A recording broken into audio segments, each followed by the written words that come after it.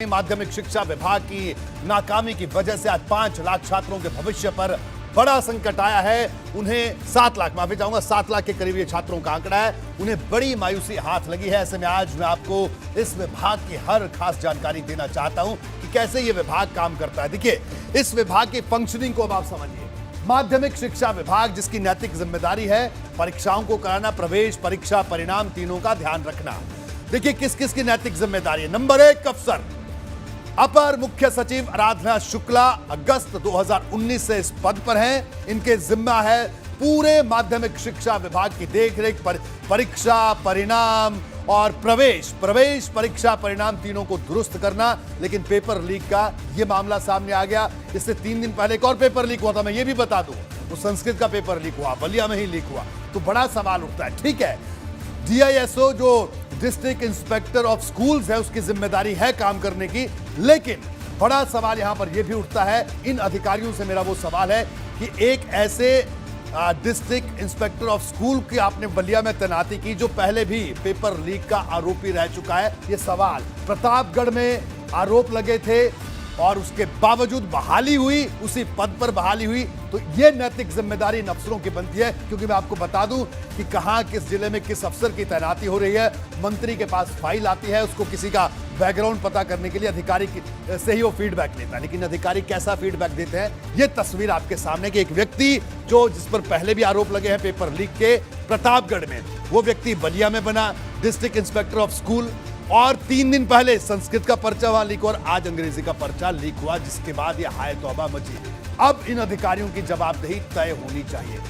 Number 2, निदेशक माध्यमिक शिक्षा विनय कुमार पांडे अगस्त 2018 से निदेशक हैं। इनकी जिम्मेदारी भी बनती है क्योंकि ये अपर मुख्य सचिव आराधना शुक्ला के ठीक नीचे काम करते हैं। अगर हायरार्की की बात करें, फिर देखिए विशेष सचिव शंभू कुमार और जयशंकर दुबे, इनकी जिम्मेदारी भी है कि आखिरकार प्रवेश परीक्षा परिणाम दुरुस्त हो।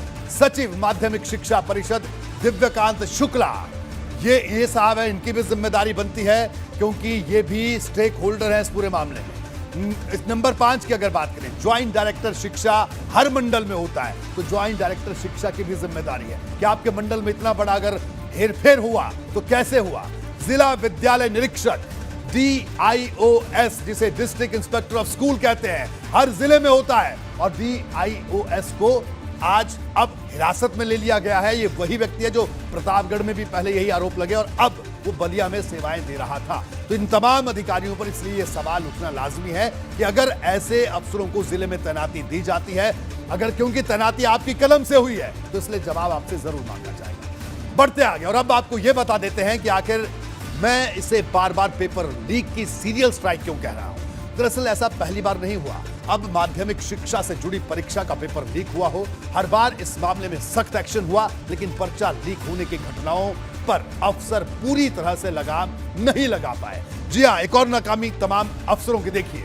2020 बस्ती 10वीं का सामाजिक विज्ञान का पेपर लीक हुआ। 2020 में बस्ती में ही 12वीं का अर्थशास्त्र का पेपर लीक हुआ। 2020 मऊ 12वीं का फिजिक्स का पेपर लीक हुआ।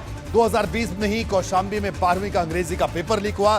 2018 में चंदौली और महाराजगंज 12वीं का फिजिक्स का दोनों पेपर लीक हुए। 2018 में चंदौली और महाराजगंज में 10वीं का साइंस का पेपर लीक हुआ। 2017 में प्रतापगढ़ में 12वीं का गणित और रसायन शास्त्र का पेपर लीक हुआ और आज का मामला आपके सामने है। सिर्फ माध्यमिक स्तर की परीक्षाओं में पेपर लीक की घटनाएं सामने नहीं आई है, भर्ती परीक्षाएं भी छूटी नहीं है। अब जरा इस पर भी जल्दी से एक नजर डाल लेते हैं। देखिए, भर्ती परीक्षाओं की बात करें, जुलाई 2017 दारोगा भर्ती परीक्षा का पेपर लीक हुआ। 18 में यूपीपीसीएल पेपर लीक। जुलाई 2018 में अधीनस्थ सेवा चयन बोर्ड का पेपर लीक। सितंबर 2018 में नलकूप चालक परीक्षा लीक। 2021 पीईटी परीक्षा का पेपर लीक। नवंबर 2021 यूपीटीईटी का पेपर लीक। तो ये वो तमाम घटना है जो प्रशासनिक कार्रवाई पर सवाल उठाती है। तमाम हमारे साथ हमारे सहयोगी जुड़े हुए हैं। जल्दी से पश्चिमी उत्तर प्रदेश में सनुज हमारे साथ जुड़े हैं बागपत से। सनुज, बागपत में भी पेपर रद्द हुआ, वहां भी कई छात्र स्कूलों में पहुंचे थे पेपर देने के लिए। सनुज, वहां किस तरह का माहौल देखने को मिला दिन भर?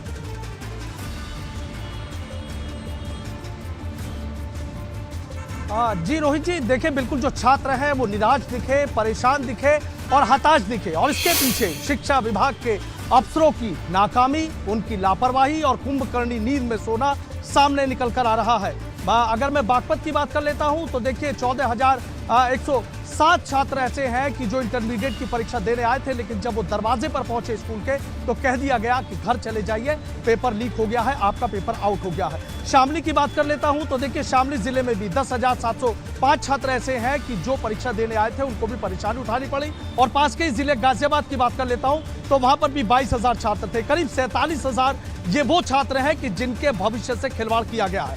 सबसे बड़ी बात रोहित जी मैं आपको ये बताना चाहूंगा कि खाली देखिए ये कोई पहला मामला नहीं है कि जो पेपर लीक हुआ हो। अभी कुछ महीने पहले की बात कर लेता हूं तो कुछ महीने पहले टीईटी का जो पेपर है वो लीक हो गया था। बिल्कुल सर, आप हमारे साथ बने रहिए, आपके पास बागपत लौटते हैं। जी से बिल्कुल सर, बागपत में भी परेशानी हुई छात्रों को। और अभी हमारे साथ नीतीश भी जुड़े हुए हैं, शैलेश अरोड़ा भी जुड़े हुए हैं लगातार, जो कि शिक्षा विभाग पर कई सालों से रिपोर्टिंग कर रहे हैं। और हमारे साथ हमारे ब्यूरो चीफ विनेश पांडे, जिन्होंने आज दिन भर बड़े सवाल पूछे, सीधे सवाल अधिकारियों से पूछे, चुभते हुए सवाल पूछे, उनके पास लौटेंगे।